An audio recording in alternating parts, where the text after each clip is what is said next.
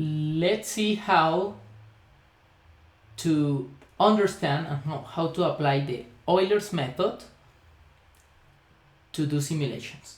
This is what we're going to do in this video. Let's go.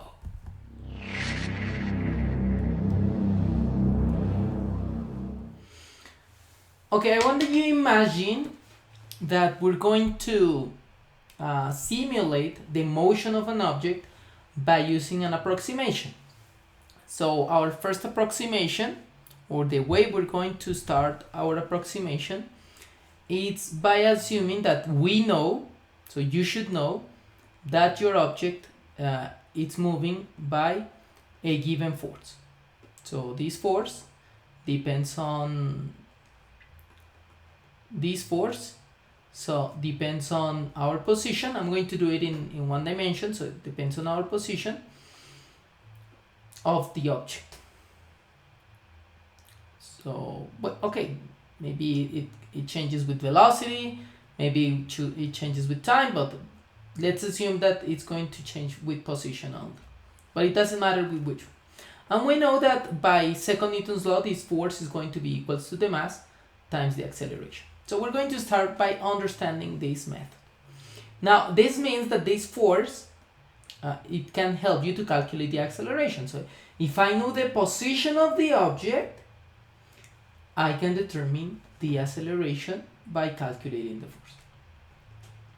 So I just need to take the force, giving the position, the velocity and the time, divided by mass.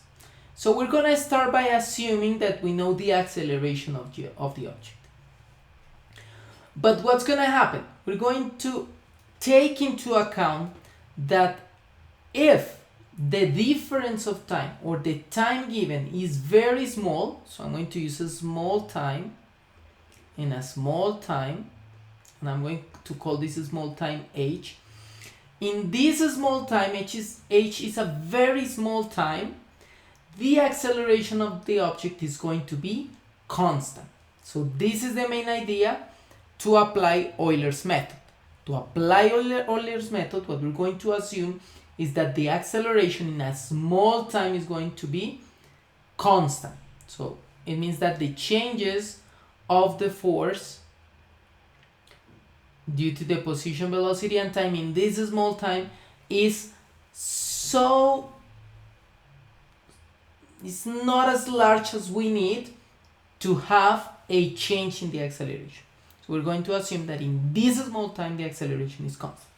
But what happens if the acceleration is constant? If the acceleration is constant, means that I can calculate the velocity just by doing the equation v sub 0 plus acceleration times this time, this small time, h. And I can calculate the position of the object, so I'm going to use x, by doing the equation of the accelerated motion. So it means that it's going to be a half of my acceleration times the time to the second power, that is this h small, plus the initial velocity times this small time, plus the initial position. So this is the main idea that we can use in order to determine the acceleration of the object or the position of the object after a small time. And what is the idea of Euler's method? I'm going just to use this idea to recalculate my new constant acceleration every time. This is the idea of Euler's method. So let's imagine like the object. I'm going to draw an object. So imagine the object here. It's in an initial position, x0, has an initial velocity. Say that this is the initial velocity, and this is in time 0, so t equals 0. So I can calculate the force at this position, and by using the small time, calculate the new position. So I'm going to draw it in another color, maybe in red. So after a small time, calculating the force and x0, v0, t0 and calculate the acceleration, then I'm going to get the velocity, and I'm gonna get the position. So in a small time, so in t equals h, is going to be here. So it's gonna have a new velocity, let's call it v sub 1. So obviously it's gonna have a new position, x sub 1, and the time is going to be h. But what I'm going to do now to do Euler's method, so now that I know my new position, my new velocity, I'm going to assume this position and this velocity as the initial position and the initial velocity. Okay, so that means that this equation changes to v sub 1, v sub 1, x sub 1, and I'm going to calculate a new acceleration, but now not with x, not with x0 or v0, but with x1 and t sub 1. So this is the main idea of Euler's method. How can you see Euler's method in a table? So this is what we're going to do now. I'm going to put Euler's method in a table. So I'm going to use a column. This column will be for A. I'm going to use a column for V for the velocity, so acceleration, velocity, and the other column is going to be for time. Okay, so I have three columns. For time, no, for position. So I'm going to use this column for position. Why I'm not going to use for time? Because I know that the small time is going to be h. Remember, h should be a small number.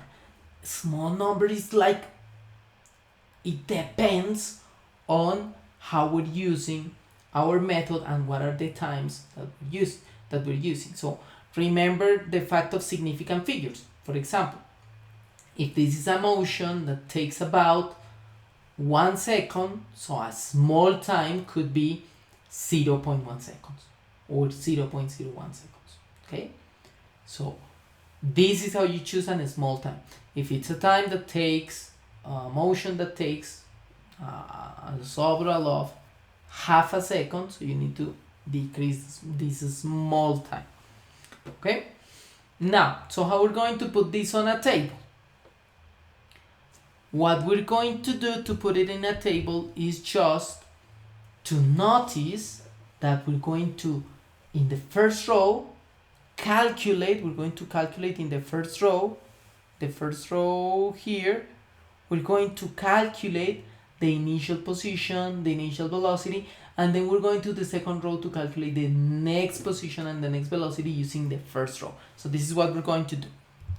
I'm gonna try to show it as fast as I can, so we can do it because we have like about 2 minutes.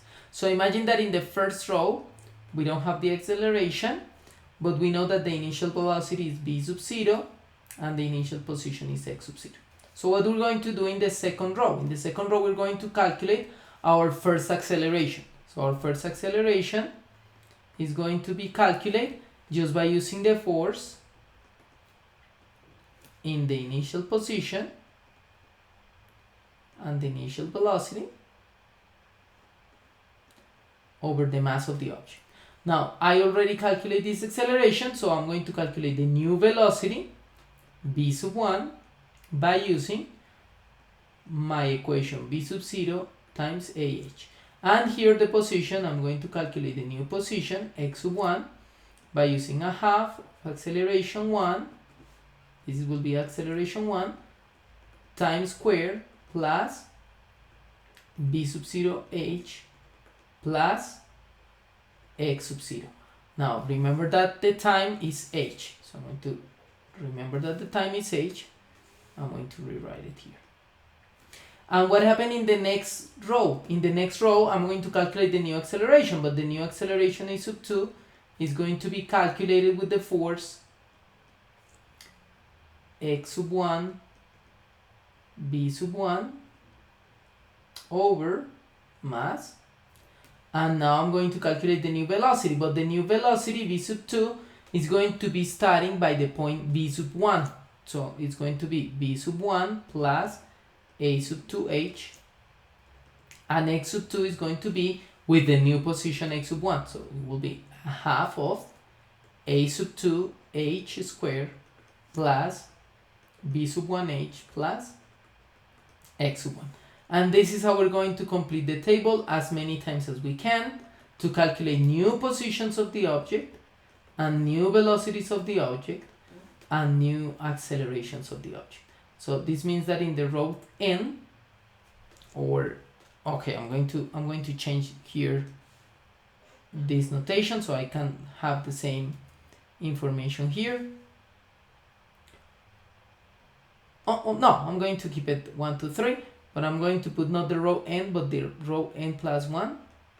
So I keep here a sub 2, so this is not going to be a sub 2, this is going to be a sub n, okay, 3, and a sub 2.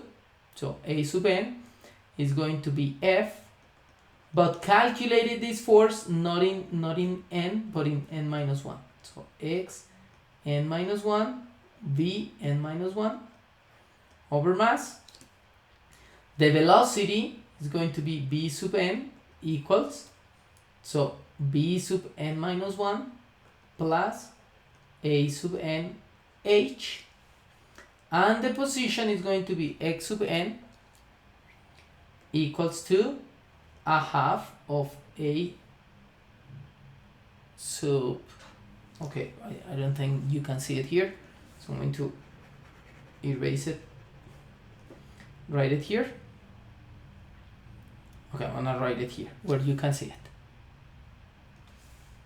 I'm gonna write it in this place, but be mindful that I'm talking about this arrow. So x sub n is going to be a half of a sub n h squared plus b sub n h plus x sub n minus 1. Okay, I think you can see it. So this is how you can use our system to calculate using Euler's method. So if you want to use Euler's method, you need to use this information here. So to sum up, I think we can write it on this place, that my acceleration in the arrow n is going to be the force calculated in the position before, the velocity before over mass. The velocity will be calculated by the velocity of the step before plus the acceleration calculated on h. And finally, the position is in an acceleration using the velocity of n minus 1, this is n minus 1, and the position of the step n minus 1. And this is how you can get, by using an equation, the Euler's method.